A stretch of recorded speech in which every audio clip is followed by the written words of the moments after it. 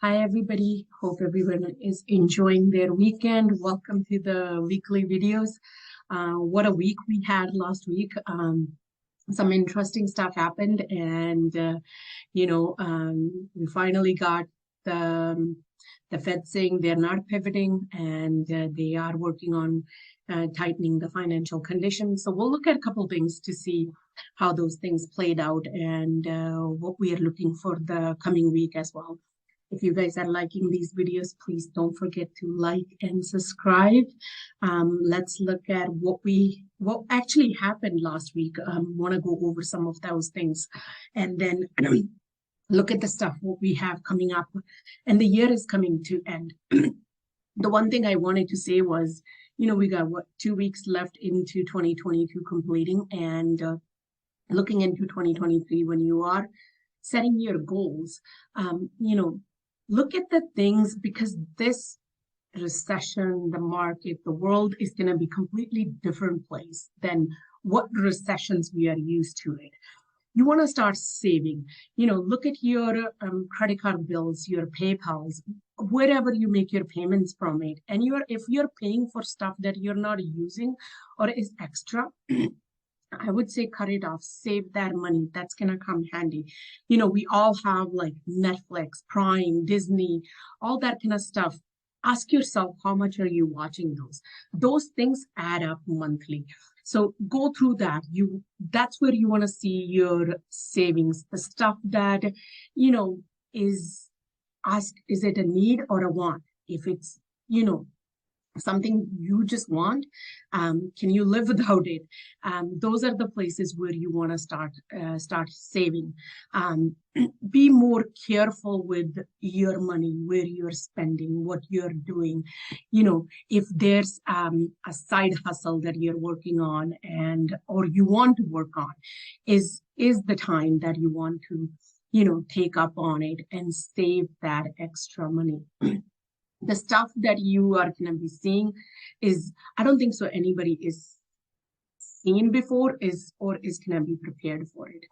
So just a little something to think about when you are working on your 2023 plan, your goals.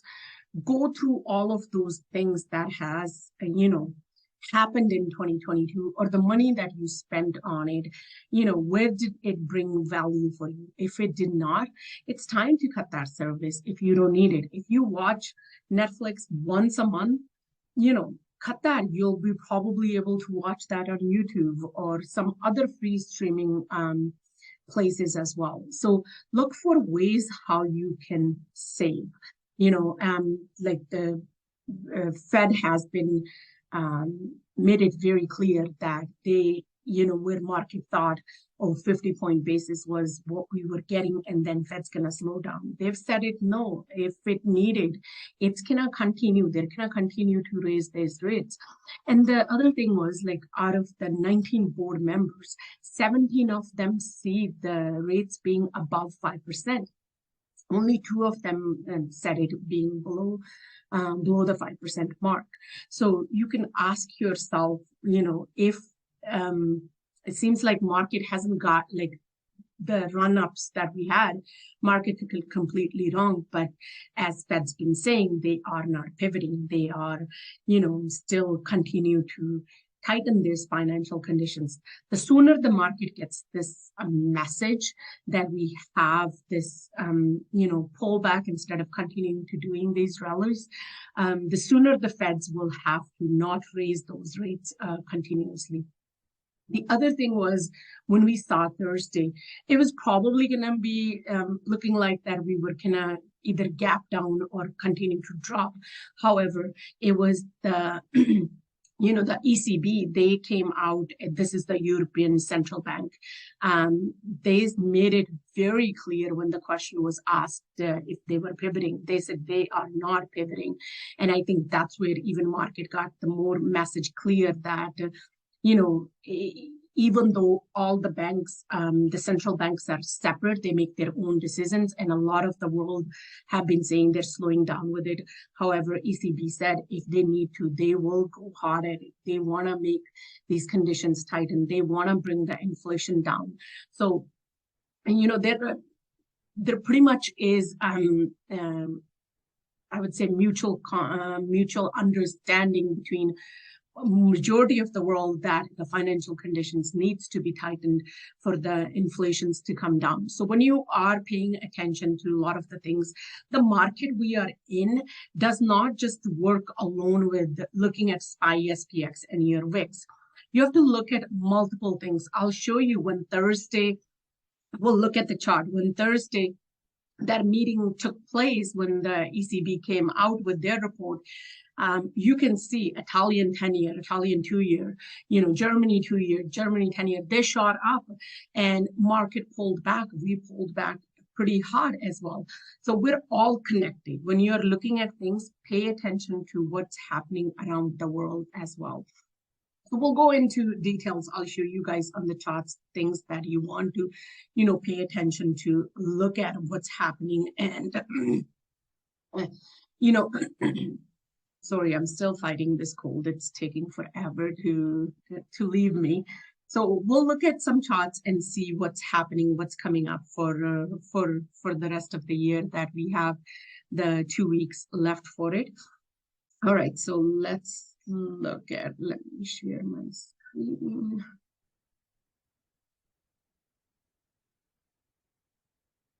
Okay. So, we saw the core CPI came in better than expected. It was 7.3. We came at 7.1. Same with the year over year, 6.1 to 6%. However, when the Feds are looking at it, they are also looking at some other data as well. And those are called the sticky measures. So if we go and look at it, right. This is also another place where, Fed considers this data in place as well when they are making their decisions regarding their rates or how the financial conditions are looking. So as you can see, this sticky price consumer price index, this is food and less food and energy. This has been above 6% for a long time. You can see this is a straight line up. So this is one thing that you want to pay attention to it as well. So if this thing stays above the 6% and continue to rise up, that also is something that Feds are keeping in consideration when they are measuring if the inflation is coming down or not and how they're calculating their rates. So that's something that you really want to pay attention to as well. So there's a lot of things to look at it when you are when they are looking at the data. They don't just go by the core CPI or the year over year. And this is your Chicago Fed new national activity as well. So anytime this measures basically are, just going to turn off my drawings and all that. So whenever they are looking at this, when this is getting far away from the zero coming down, that means financial conditions are loosening. However, you need this to go above and come close to the zero mark. That's when you know the financial conditions are tightening.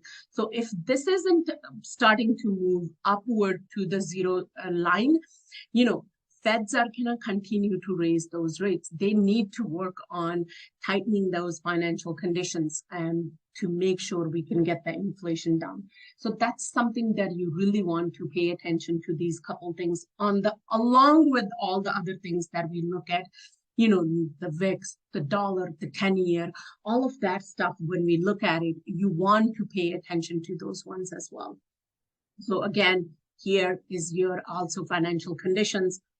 You need this to go back up toward to the zero instead of being into the negative. This is a signaling that the financial conditions are loose, right? This needs to start curling upwards. That's when you are able to tell, okay, the financial conditions are starting to tighten. So pay attention to these couple things. They are all in trading view. Chicago Fed also releases every Wednesday morning data, and it's free. You can go on their website and read about it. So do pay attention to that as well. So this is, let's go down to the daily on this. And as you can see, Thursday, look at that candle. When as the news came out, as the ECB said, they are not pivoting. I think they said that word like at least 3 times in their speech. And this was a clear indication to the market that, the financial conditions are kind of starting to get tightened. They are not backing off. And that's where the market sold off. So as we sold this off, you can see, look at the Italian 10-year literally shot up. We went from the day before on Wednesday, we were in the 3.7, 3.8 area. Just on Thursday alone, went up to 4.2. Look at the 2-year, same thing, shot up. And same thing with, the Germany 2-year literally gapped up and where it went from it. So paying attention to rest of the world is also a key. So make sure that you are watching those things as well. All right, so let's look at what we have in, I'm just going to show you a different chart because this is a little bit more cleaner to what the actual price action, where we are right now, than all of my other drawings on it. So we are currently, right here, we have the supply inside our daily fair value gap as well. So this is a supply in the daily, and then we have the fair value gaps inside of it. It's going to get filled at some point. We also left a fair value gap on the 1-hour chart above here and the 45-minute supply. So we do have these things. So, and this is forming a beautiful diamond as well. That's what I am seeing on the daily. And if we were to, I'm not saying that we are going to get the bounce tomorrow or get the bounce on Tuesday, but whenever we do, we will have a chance to come back up to this area one more time. Maybe not all the way, even if it's a, wick touch or whatever the touch it is, coming back to this zone and then pulling back, we will have a, further drop on it. So if we look at the SPX, and our weekly demand is, we do have a small gap at the top as well. This is our weekly demand and, this is our weekly fair value gap. And then we have demands down as well. And my wave 2 basically sits at the, this is the Elliott waves. So if we were to pull back down, I'm thinking we're based on all of the Elliott waves that I have learned and I'm still learning, is we're looking at somewhere at the last week of February to first week of March, where I don't know what the catalyst is going to be, what is the reason is going to be for us to pulling. But if everything is what it's showing, we should see some sort of a further down bottoming out. So this also sets to be our 62% fib level. And this is also lining up with the Elliott wave 2 as well. And then we have the, this is my fib levels. We got the 50% sitting at 32.56. However, I think by this week, I'm looking at the 21st or the 22nd, we should see some sort of a pull up. That's what I'm gonna be watching. So I'm just gonna bring up my regular charts up here. So this is currently is our SPX. We do have a level coming up, which is 38.14, right in this zone, anywhere from here. If we do get the bounce back up to it, that's, you wanna keep in mind the 21st or the 22nd. Anywhere in there is where we should be starting to see some sort of a bounce. I'm not saying it's going to be a big bounce. It could be a big bounce, but there is definitely a room for us to come back up and then continue to the pull to the downside of it. A lot of the things are already, getting projected at this downtrend lines. So keep an open mind is what I'm trying to say, is don't go with just one bias. Things are changing so quickly. So just keep in mind that you want to look at few things before you make your decision, whether you're thinking of buying a long term, whether you're thinking of doing a swing trade or you're doing a day trade or scalp. Look at few things before you put your money in. So just keep it an open mind. All right, so VIX got rejected at this resistance, which is 2347. And we are above the dark blueprints, which was, 2164. So if we have the retest of any of this zone and takes off, again, this will line up with our the 21st and 22nd kind of a small rally up would be the pullback, and then that's what we see. And then the other thing on the dollar is, if you look at, I've been sharing this chart for a while now. Actually, right about here, as you can see, every time we've touched, we've bounced from it. So we had a nice bounce from this trend line on the dollar as well. However, one thing I want to mention is whether it's on the smaller time frame or the larger time frame, any ticker, any stock, anything that is in the market will always have a retest, whether it's a big retest or has a small retest. So the second retest is basically the best entry for whenever you're trying to get into a swings or scalps, anything. Second retest is the best entry for it. I have an example for it. I believe it was the Starbucks that had a beautiful second retest. Okay, here we go. So you have a nice retest here happening into the supply zone, and we pulled back. You might get another chance on Starbucks to take long with the time on it for a put. You know, this was a beautiful cup and handle breakout. We had that, and right now we have a nice rejection at the supply zone, and we have a nice gaps to fill on the downside of it. There are a couple gaps actually to fill. So what you want to see is, if at any point Starbucks is rejecting above the 100, 102 or 105 retest of this supply zone, is you want to look for a longer dated puts on Starbucks. So that's where you want to pay attention to on Starbucks. I have few that I wanted to quickly go over for you guys to keep an eye on. And then the next one is Walmart. We had very nice supply rejection on this one as well. So now we have, this was a gap that definitely got filled as it pulled back. We actually been in Walmart for a while now. Our puts are doing really well. So any retest or reject at the 10 moving average, this thing has a demand around in the 128 and 130 area. And you have a dark pull prints at 135. So you can target any pull up and it gets rejected. You want to see it come down to into even the 138, 137. That's going to be a nice 50, 60% return on your puts. And it was a nice diamond rejection as well. This was a perfect diamond that took place, and then it pulled back. All right, the other one I was looking at is, we've been actually looking at Costco for a while too.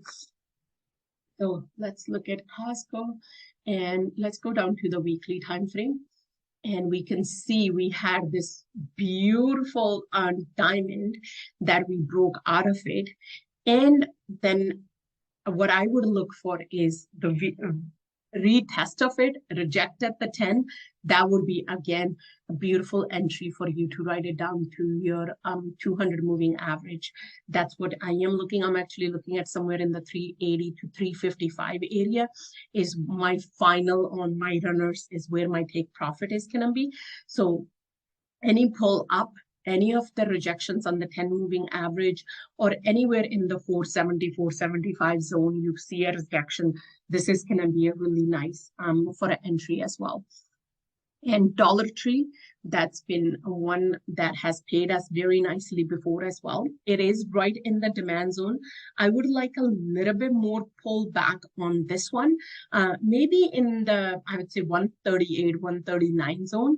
If we can come down to this area, and this will be your fair value gap as well getting filled, that entry would be nice for the long upside. And also remember, whenever we in the market or economy in general is in a downward, or we are in recession, or the things are tight, any of these tickers will do well. Dollar Tree and Dollar General, those things tend to do really well. So keep an eye on that. If we look at Dollar Tree, I think that thing has been on a massive run as well. So look at that. This thing has been doing really well as well. Also, so you got the weekly nice candles trying to close above the 10 moving average. So definitely, but I like Dollar Tree better because,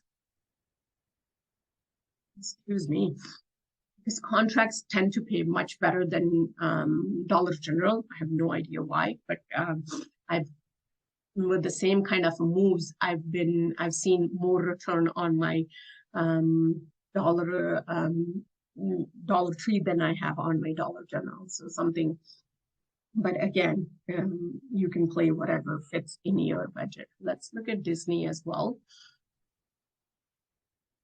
We are closing below the 10 moving average. If it does pull back a little bit more, it has a nice gap down here as well. So something to watch to it. So if it does get rejected, that's something it might want to pull back up to it, but has a little bit more room to the downside. All right, let's quickly look at Microsoft and Apple before we end this call. All right, Microsoft, it's below 245. That's the area that you want to watch. If Microsoft loses to 237, not a good look for SPY or SPX either.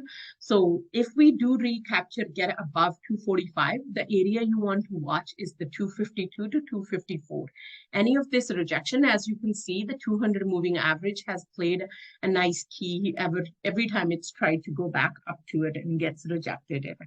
So something to watch. It has already lost the key level, which was the 245. However, if we do come back and retest to the 10 moving average and gets a rejected, might be a nice entry for a put. Has a beautiful gaps on the downside that needs to be filled as well. Okay, let's look at Apple. And then we'll look at actually Tesla as well too, because I think I took a call and I think I was a little bit early into it and took a loss on that one. Okay, so this is Apple. We are sitting in a used demand right now. So if Apple were to lose the 130 to 130 area, these are the zones that we are looking for it to come down if things start to get worse. However, if you get any bounce, whether it's a rejection at the 10 moving average or rejection at the 140, 142 area, that's going to be a nice entry for longer dated puts. This was a beautiful broadening wedge pattern that played out really nicely. Okay, so let's quickly look at SPY as well. I think I didn't pull up that chart.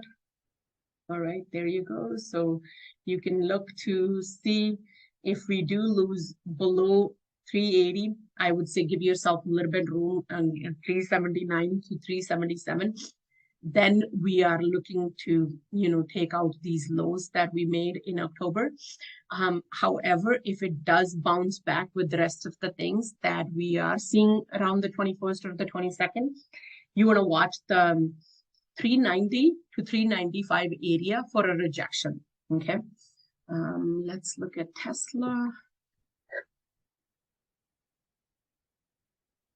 Okay. So this thing is sitting right at the top of my demand zone. And I took an entry thinking it probably gonna bounce. However, it did lose below. My entry was around 154 area. I still think Tesla has a room to come back up to the 180, 190 area before it has another leg down. However, there is a gap down here. So if we are coming down between the 144 to this 137 area, anywhere here and it holds, the move up should be nice on Tesla for sure, for couple $10 to $15 for sure. And then it will start to pull back for another leg down. Again, these are just based on the price action, the charts that I'm watching. Things, as we've seen in the market, things can change very quickly. So keep that in mind. Always pay attention to the bigger picture, what's happening. All right.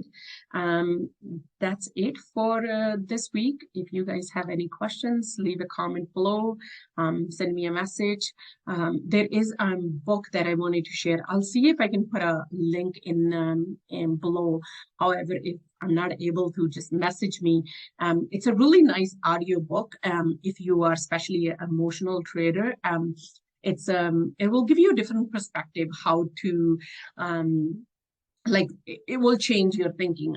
I really liked it, and it's an audio book, so you don't have to read. You can leave it on and listen to it. I'll try to link it if I'm not able to. Send me a message. You can put a message below, or message me on IG or on Telegram, and I'll get that book to you guys.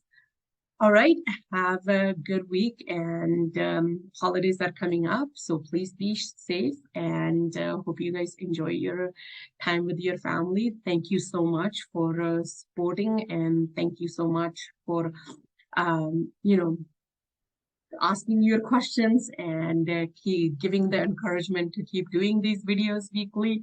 I really appreciate it. So please, again, don't forget to like and subscribe below. Really appreciate it. Thank you so much.